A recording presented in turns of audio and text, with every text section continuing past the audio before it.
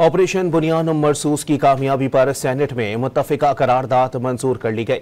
करारदाद में भारतीय जारहत का मुंह तोड़ जवाब देने पर मुसल्लह अफवाज को खिराज तहसीन पेश किया गया।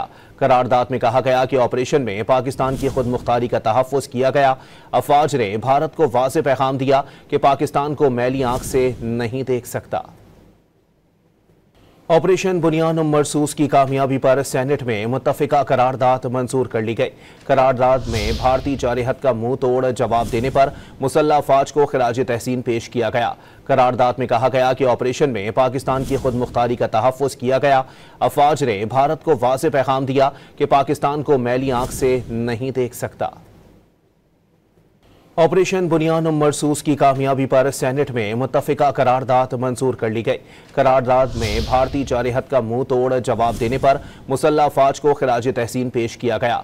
करारदाद में कहा गया कि ऑपरेशन में पाकिस्तान की खुद मुख्तारी का तहफ़्फ़ुज़ किया गया।